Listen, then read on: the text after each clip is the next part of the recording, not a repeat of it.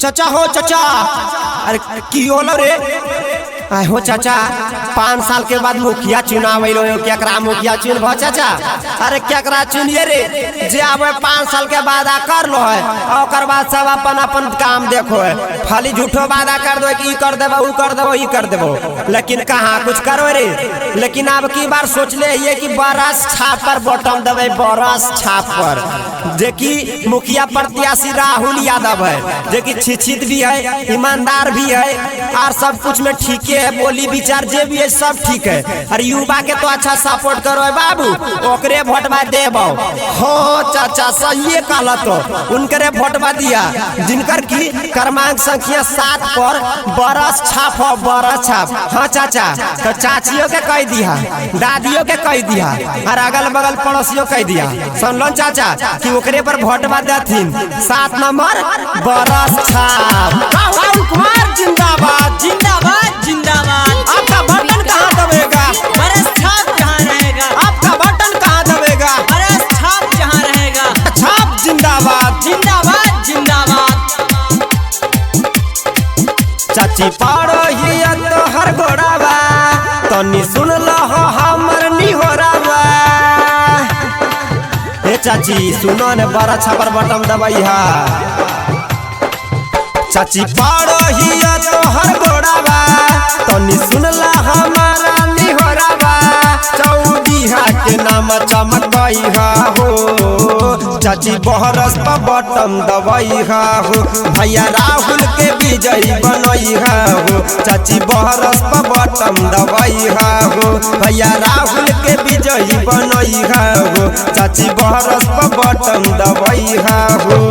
राहुल कुमार जिंदाबाद जिंदाबाद जिंदाबाद। राहुल कुमार जिंदाबाद जिंदाबाद जिंदाबाद। आपका बटन कहाँ दबेगा? बरस छाप जहाँ रहेगा। आपका बटन कहाँ दबेगा? बरस छाप जहाँ रहेगा। आपका नेता कैसा हो? राहुल भैया जैसा हो। आपका मुखिया कैसा हो? राहुल भैया जैसा हो। बरस छाप हकै निसनिया रखी ह चाची आद हो। अपन कीमती भोटावा चाची करीह नहीं बर्बाद हो। ये चाची बड़ी निमनदार मुखिया की। बरस छाप हकै निसनमा रखी ह चाची याद हो। अपन कीमती भोटावा चाची करीह नहीं बर्बाद हो। चाची भूलिया नहीं हमर कहनमा, बरस छाप हकै निसनमा। ए चाची भूलिया नहीं 7 नंबर पर बरस छाप एकदम बटन दबावे के तो दबावे के, सुनल ने चाची भूलिया नहीं हमर कहनमा, बरस छाप हकै निसनमा।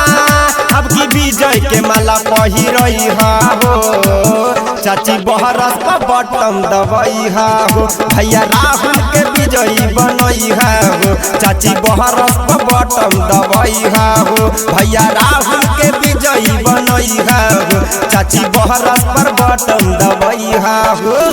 युवा साथी जिंदाबाद जिंदाबाद जिंदाबाद। युवा साथी जिंदाबाद जिंदाबाद जिंदाबाद। राहुल कुमार जिंदाबाद जिंदाबाद जिंदाबाद। आपका मुखिया कैसा हो?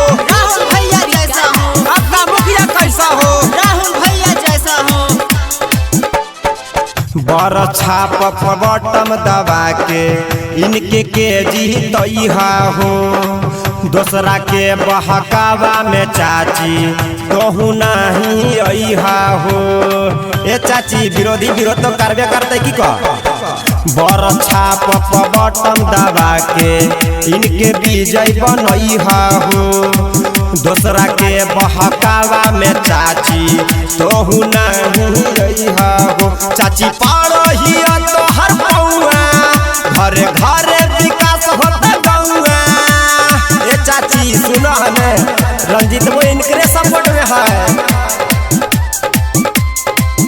चाची पाड़ो हिया तो हर पौआ, घरे घरे विकास होता गौआ। अब की जीत के माला पहिरई हो चाची बहरस पर बटन दबई हो भैया राहुल के अब की जीतई हो चाची बहरस पर बटन दबई हो भैया राहुल के विजयी बनई हो चाची बहरस पर बटन दबई हो। ए चाची भूलिया नहीं काहे कि जानो राहुल भैया बिना मुखिया बनले भी बड़ी अच्छा काम करलखिन और सब युवा के भी बड़ी सपोर्ट करलखिन समझलन। तो इसीलिए 7 नंबर पर है बरस छाप तो जाइयो और भटवा दिहो बरसे छाप पर बटमा दाब के ठीक ने।